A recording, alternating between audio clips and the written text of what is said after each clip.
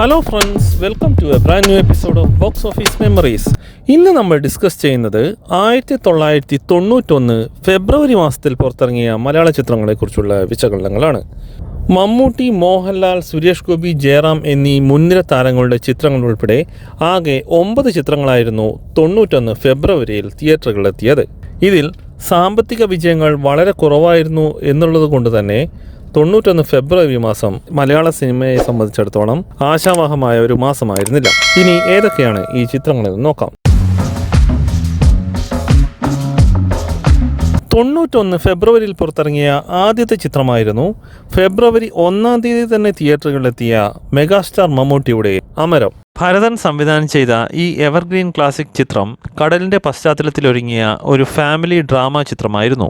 മമ്മൂട്ടി അച്ചൂട്ടി എന്ന കഥാപാത്രമായി തൻ്റെ അഭിനയ ജീവിതത്തിലെ മികച്ചൊരു കഥാപാത്രത്തെ അവതരിപ്പിച്ച ഈ ചിത്രം AK ലോഹിതദാസിൻ്റെ കെട്ടുറപ്പുള്ള തിരക്കഥയുടെ പിൻബലത്തിൽ വമ്പൻ വിജയമായിരുന്നു നേടിയിരുന്നത്.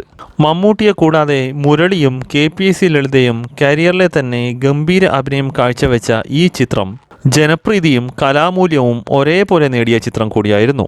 സിംഫണി ക്രിയേഷൻസ് നിർമ്മിച്ച ഈ ചിത്രം എല്ലാവിധ പ്രേക്ഷകരുടെയും പിന്തുണയിൽ റിലീസ് കേന്ദ്രങ്ങളിൽ 150 ദിവസമാണ് പ്രദർശിപ്പിച്ചത്.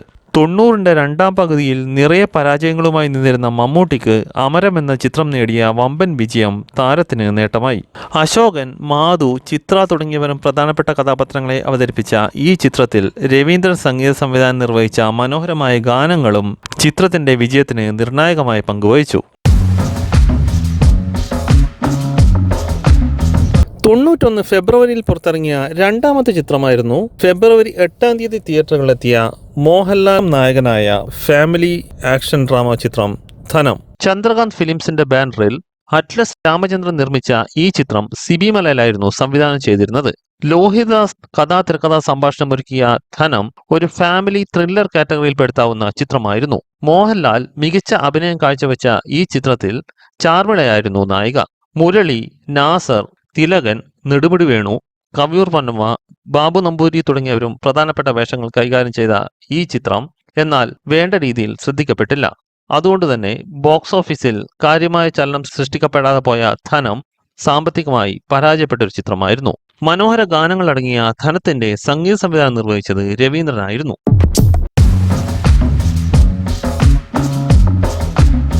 91 ഫെബ്രുവരിയിൽ പുറത്തിറങ്ങിയ അടുത്ത ചിത്രമായിരുന്നു ഫെബ്രുവരി 8 തീയതി തിയേറ്ററുകളിലെത്തിയ കാക്ക 900. മുകേഷ് നായകനായി എത്തിയ ഈ ചിത്രത്തിൽ ഉർവശിയായിരുന്നു കേന്ദ്ര കഥാപാത്രത്തെ അവതരിപ്പിച്ചത്. ഒരു കോമഡി ഫാമിലി ഡ്രാമ കാറ്റഗറിയിൽപ്പെടുത്താവുന്ന ഈ ചിത്രം തരക്കേടുള്ള ചിത്രം എന്ന പേര് നേടിയെങ്കിലും ബോക്സ് ഓഫീസിൽ യാതൊരു ചലനവും സൃഷ്ടിച്ചില്ല. നവയുഗ ആർട്സ് നിർമ്മിച്ച ഈ ചിത്രം VR ഗോപാലകൃഷ്ണനായിരുന്നു സംവിധാനം ചെയ്തിരുന്നത്.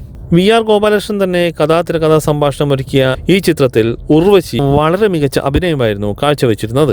ഈ ചിത്രത്തിലെ അഭിനയത്തിന് ഉർവശിക്ക് മികച്ച നടിക്കുള്ള കേരള സംസ്ഥാന ചലച്ചിത്ര അവാർഡ് നേടിയെടുത്തിരുന്നു. സായി കുമാർ, ചിത്ര, ജഗദീഷ്, ഗണേഷ് കുമാർ, ബൈജു, മാമുക്കോയ തുടങ്ങിയവരും പ്രധാനപ്പെട്ട കഥാപാത്രങ്ങളെ അവതരിപ്പിച്ച ഈ ചിത്രം മുകേഷിനും അഭിനയ സാധ്യതയുള്ളൊരു വേഷമായിരുന്നു നേടിക്കൊടുത്തത്. 91 ഫെബ്രുവരിയിൽ പുറത്തിറങ്ങിയ അടുത്ത ചിത്രമായിരുന്നു ഫെബ്രുവരി 15 തിയേറ്ററുകളിലെത്തിയ ജയറാം നായകനായ പൂക്കാലം വരവായി. കമൽ സംവിധാനം ചെയ്ത ഈ ചിത്രം കുട്ടികൾക്ക് പ്രാധാന്യം നൽകിയെടുത്ത ഒരു ഫാമിലി ഡ്രാമ കാറ്റഗറിയിലുള്ള ചിത്രമായിരുന്നു.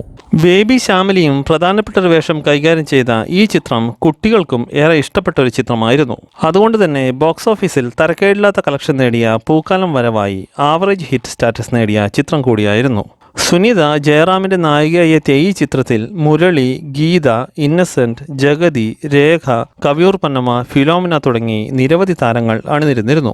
ദിലീപ് ആദ്യമായി കമലിന്റെ കൂടെ അസിസ്റ്റന്റ് ഡയറക്ടറായി വേഷമിട്ട ഈ ചിത്രത്തിലൂടെയാണ് ദിവ്യ ഉണ്ണിയും കാവ്യ മാധവനും ബാലതാരങ്ങളായി മലയാള സിനിമയിൽ അരങ്ങേറ്റം കുറിച്ചത്. PR നാഥന്റെ കഥയ്ക്ക് രഞ്ജിത്ത് തിരക്കഥാ സംഭാഷണം ഒരുക്കിയ ഈ ചിത്രത്തിന്റെ സംഗീത സംവിധാനം ഔസേപ്പ് ബച്ചനായിരുന്നു നിർവഹിച്ചിരുന്നത്. 91 ഫെബ്രുവരിയിലെ അടുത്ത ചിത്രമായിരുന്നു ഫെബ്രുവരി 15 തിയേറ്ററുകളിലെത്തിയ സുരേഷ് ഗോപി നായകനായി എത്തിയ പാരലൽ കോളേജ്. ARJ പ്രൊഡക്ഷൻസ് നിർമ്മിച്ച് തുളസിദാസ് സംവിധാനം ചെയ്ത ഈ ചിത്രത്തിൽ സുരേഷ് ഗോപി ഒരു പാരലൽ കോളേജ് അധ്യാപകന്റെ വേഷമാണ് ചെയ്തിരുന്നത്. പ്രണയത്തിനും ആക്ഷനും സെന്റിമെന്റ്സിനും പ്രാധാന്യം നൽകിയെടുത്ത പാരലൽ കോളേജ് അക്കാലത്ത് വലിയ ഹൈപ്പൊന്നുമില്ലാതെയായിരുന്നു തിയേറ്ററുകളിലെത്തിയിരുന്നത്. അതുകൊണ്ട് തന്നെ ആവറേജ് അഭിപ്രായം നേടിയ പാരലൽ കോളേജ് ബോക്സ് ഓഫീസിൽ ഒരു പരാജയ ചിത്രമായി മാറി. മുകേഷും വളരെ പ്രധാനപ്പെട്ട ഒരു കഥാപാത്രത്തെ അവതരിപ്പിച്ച ഈ ചിത്രത്തിൽ ഗീതയും മാധവുമായിരുന്നു നായികമാർ. ഒരു പാരലൽ കോളേജും അതിനെ ചുറ്റിപ്പറ്റിയുണ്ടാകുന്ന സംഭവ വികാസങ്ങളും പ്രമേയമാക്കിയെടുത്ത ഈ ചിത്രത്തിൽ വിജയരാഘവൻ, ഗണേഷ് കുമാർ, മഹേഷ്, ജഗദീഷ്, ചിത്ര, ബൈജു എന്നിവരും മുഖ്യ താരങ്ങളായി വേഷമിട്ടു. KP ജനചന്ദ്രന്റെ കഥയ്ക്ക് മോഹൻകുമാർ തിരക്കഥയും സംഭാഷണവും ഒരുക്കിയ പാരലൽ കോളേജിന്റെ സംഗീത സംവിധാനം നിർവഹിച്ചത് കണ്ണൂർ രാജനാണ്.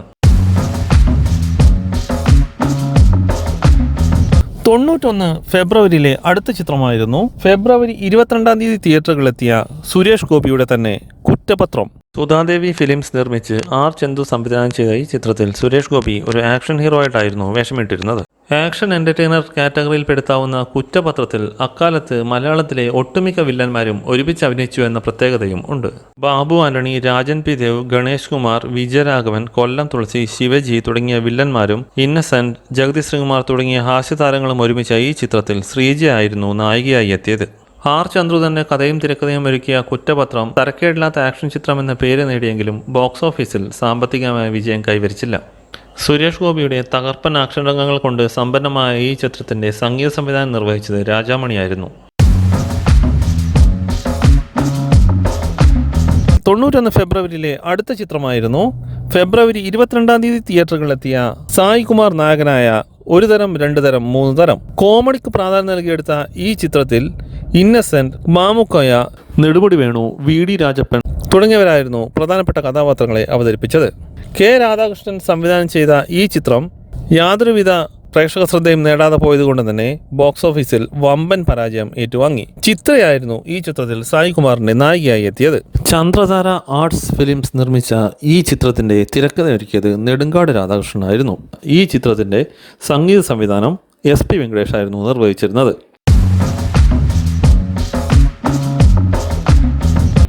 91 ഫെബ്രുവരിയിലെ അടുത്ത ചിത്രമായിരുന്നു ഫെബ്രുവരി 22 തന്നെ തിയേറ്ററുകളിലെത്തിയ ശ്രീനിവാസൻ നായകനായ ആകാശക്കോട്ടയിലെ സുൽത്താൻ.